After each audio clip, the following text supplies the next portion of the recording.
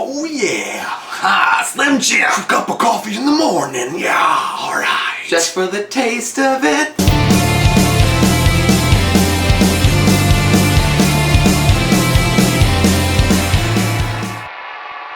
Diet Coke.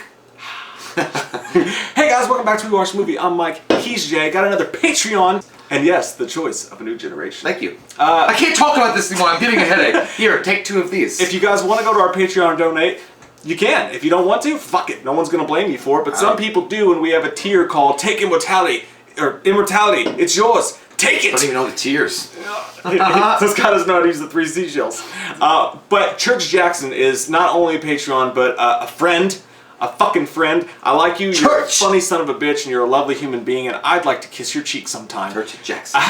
Church is a comedian, by the way, yeah. And he's funny as fuck. I'm going to put a link to his Twitter down below, and you guys can check him out. Please go follow him, because he's a really, really cool guy. He's a really nice guy. He's a good person to have as a friend, and he's a funny fucking comedian trying to make it in the day. Love his fucking grit. Darkness falls. I like what you do, John Wayne. But he did give us a hot dumpling to review. Oh my god. How dare you do this, Church? It's not a hot dumpling, it's a cinema classic. But for us, and he did this on purpose, because mainly I think he wanted to see your fucking reaction to how batshit this movie is. I don't like it, dude. After watching this film, I really did feel like my booty hole was anally raped by a jalapeno pepper while an old man squirted my nipples with butter sauce. That was Tuesday. Wow. Man. Like after, like I felt nasty before after watching a movie, like Hellraiser or Hostel even, but this one really took the taco, pal. It's a different kind of nasty. What the fuck? I didn't know you like to get wet, Jake. It's so. Oh my god. You know what I felt like? I felt like this movie was Jean-Claude Van Damme, and I was Chung-Li in Bloodsport. He was like, Sam! I was like, Mate! I gave up. I quit. I didn't know what to do anymore. I was fucked. Or like Terminator at the very end when he's going into the lava with his fucking thumb up. Like, you just don't know what to do anymore. This movie is weird as shit, dude. Like, it's the weirdest. It's got to be the weirdest, most disturbing, fucked up thing I've ever seen. It stars Jack Nance as the main guy, and you think initially it's called Eraserhead because he has Marge Simpson's haircut. I thought he looked like fucking Egon. He looked like God would literally turn him upside down and like erase wipe away some. You know what? I always saw this character. He looked like Tim Robbins in a way. I could see that. Yeah, he kind of looked like Tim Robbins. That. But his character's Henry in the movie, and it starts out and it's just his big ass head in space going, oh, and then something comes out of his mouth. And it's this. You see it constantly throughout the film. It's this. It's like a brain stem. It's like a brain with like a gloopy gloop at the end of it. This is the kind of shit you're in for. I promise. And immediately in my head, I'm trying to go a place that my brain won't, which is Smart Town. Yeah. And I'm like, this means this. This is about this. I have my own personal take about what I feel like this movie meant to me. The whole film is black and white, and it takes place in an industrial gloom setting. Like, there's industrial parks. It's really depressing. This weird guy Henry lives alone. He gets a message from the weird girl across the hall that's kind of sexual and sensual in her own way, that somebody left a message for him on the machine. He needs to go and have dinner with her family. He goes over. They have a weird fucking family. I don't even know what the hell is going on in that situation. Probably my favorite scene in the film was the whole dinner scene, man. Like, the dad walks in, he's got a suit on, he's like, hi, Henry, what do you know? Yeah, and then he goes, you think that people just think that plumbing grows on trees? Look at my knees! And he's like, what? And then he's like, dude, I would be out of that fucking house. Like, I am not dealing with this shit at all. And he was like, these are homemade chickens. That's the kind of dinner, that's the kind of family dinner where you go into the bathroom below and you stare at yourself in the mirror and you're like, I just can't do it, Captain. I don't have the power. And you smoked a whole lot of fucking weed with crack on it. Weird shit happens at that house. Like, at one point, they're sitting down there and Henry cuts the chicken and there's blood that runs out of the fucking hole, and the dad's like, it's normal. And he's like, yes. And then the mother like starts crying, or she goes, oh, like she's having a straight orgasm. And then the daughter goes in and talks to her, and then the mother comes out and questions Henry, and then tries to kiss him and make out with his neck. That's what she said. She pulls him over to the corner, and she's like, did you have sexual intercourse with my daughter? And yeah, his reaction to stuff throughout the whole movie pretty much is pretty actually normal. And he's like, and she gets really close to his face and she goes, oh, and starts nibbling on him, and he's like, but her breath smells like pickles. Fuck. look, if I'm in that situation, if I had a couple of tequilas, look, hey, Mary, your mom and I got things to talk about. Al Pacino and Devil's Advocate would have done it. Yeah, but yeah, it was like the whole thing starts off as weird, and what she reveals to him is that there was a premature baby that he had with Mary, and it's not exactly human, and they have to go pick it up, and he's like, and she's like, you're gonna marry her, right? And he's like, well, I mean, okay. And then she's like, is that okay, Henry? And he's like, yeah, yeah. Like, I mean, it's just, Henry is always apathetic in the whole thing. Like, he's detached from everything that's happening around him, and it's a very nightmarish setting, and the movie itself plays like a fucking nightmare. And what you find out is when they get back to the apartment, they do marry. There's a lot of jumps because I mean, it's meant to be all over the place just to fuck with you. They had a dinosaur baby. They have, yeah. It looks like a fucking lizard. It's a lizard head. I mean, it's kind of cute though. Yeah, I did kind of think, until it gets sick. Yeah, but even then I felt bad for it. Yeah, but dude, when it gets sick, it gets Taco Bell rice in its mouth. And it doesn't even like God. It doesn't even cry like a baby. It mewls and shit, and it makes this weird, disturbing sound. And eventually, the wife gets fed up with it, and she moves back with her parents. And there's all the other weird shit goes on. Like there's a lady that lives in the radio with two big ass fucking cheeks, like she ate too much Orville Redenbacher popcorn that got stuck. She looks like she ate the moon. She actually looks like she actually looked like the girl at Nightmare on Elm Street 5 when they kept stuffing her face and it blew up like that. Meatball! A spicy meatball! Weird shit. You have to eat too much to shit your pants. But what's grossest, dude, about, I think, well, other than the chicken's butthole bleeding out, that was fucking nasty. I don't like that. But these brain stems continue to show up. Like this weird woman comes over, she's like, what's your life? And she sleeps with him, and then they sink into this fucking, the bed becomes this hot tub of grossness. It looked like they used Dial soap in that bitch. And then they smell good. They sink into it, and the next thing you know, the lady's dancing on the stage, and those weird little gloopy gloops start falling. And then at one point she starts stepping on them, and they're exploding with like pus. Yeah. Fucking nasty. Oh, fuck. I mean, I felt like I was gonna be Edgar Allan Poe in the cave. Like after I absorbed this, I sat in the dark for a long 5 minutes and said, the darkness has creeped into my soul and corrupted everything that I once was, and now that I come out of my shell, I become a dark butterfly. Like, it was. What? Let's put it this way. There's so much that actually happens in the film. We can never go through the entire movie and talk to you about each thing. I think everyone's purpose with this movie is to talk about what it means to them. Because David Lynch even said, he's like, I don't think anybody's come up to me and said, this meant this and been right. It's not meant to anybody else what it's meant to me. I think he's a guy who's trying to do the right thing. You know, he just walks into this. He's just dumbfounded and just goes where he thinks he's supposed to go.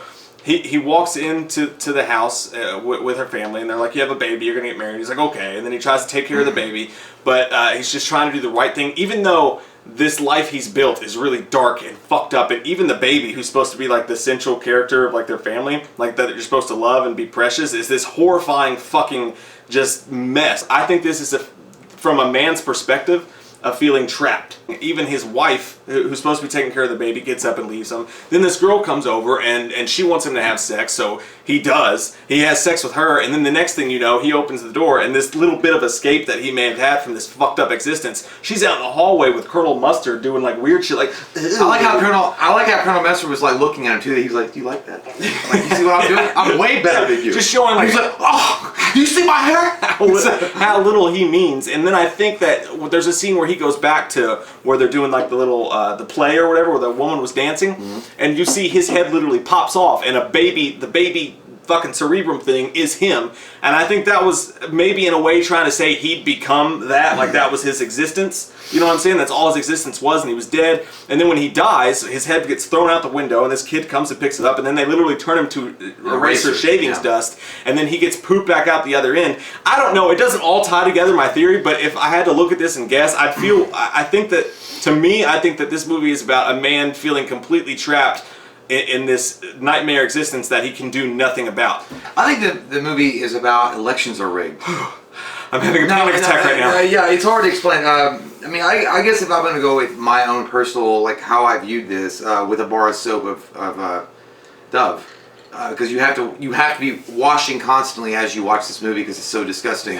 I looked at it like in a similar vein of what you're saying, that maybe most of what he's seeing and through his eyes is illusionary. It's not real. Like, this is a madman. Like, this guy is fucking insane, and this is how he is perceiving the world through maybe a depression kind of idea. Maybe he did meet a girl that he loved a lot and he had sex or something. Maybe he was a virgin, he lost his virginity to her. But, you know, you could even look at it like, but because of his surroundings, because of the way he was raised, it's all this fucked up dark imagery that is accompanying something that should be happy. And this baby might be a normal baby. Like, you know, the baby that we see on screen is a disgusting little like reptile thing. But the fact is, it could be a normal baby that he views as a psycho, as a reptilian creature, keeping him from doing more in the world and being able to go out and do his own thing and be able to explore his own life at this point. Because if you look at the surroundings of where they were at and all the circumstances involved with that, he's struggling with a lot. Like, he worked at a factory and he lives in this solitude existence, and he met a girl that he really liked. But who's to say that what he's seeing, what we're seeing through him, is nonetheless a crazy person's interpretation of what is actually going on around him? But I will say, you piece of shit, fucking ice-making son of a bitch whore, I hope you die. it took years to do it. It was on the shelf for 5 years. Fuck it! It was on the shelf for 5 years. See, you gotta be firm with it. It was on the shelf for 5 years because Lynch kept running out of money. And technically, it's still considered a college art film because he started it back then and then he borrowed from various sources, his family and stuff, to complete it. Stanley Kubrick watched this movie and said it was his favorite film of all time. That makes sense. Yeah, and he said it was his favorite film of all time because it captured art in a film and was able to produce a man losing his sanity. He made the cast of The Shining, who was filming The Shining, watch this movie first to get him in the mood, is what he said. That makes sense. Get him in the mood. Because he wanted to make Jack Torrance crazy, and that's what Henry is. And other people say that Henry is the everyday man in the movie, in which he's apathetic, he doesn't care. And that's what Jack Torrance is in The Shining, losing his sanity slowly and not giving a fuck. And all this madness. If you notice, there's a lot of moments where like the day begins again. It's like the same constant, and everybody's had that feeling. Whether you felt trapped in your life or not, everyone's had that feeling. You wake up and you see the same ceiling, and you look over and you see the same bed, or you see the same floor. You feel almost trapped in your existence, and it starts to feel like a fucking dream. And I think that one guy did hit it right. I think he did talk about that it was a very sexual.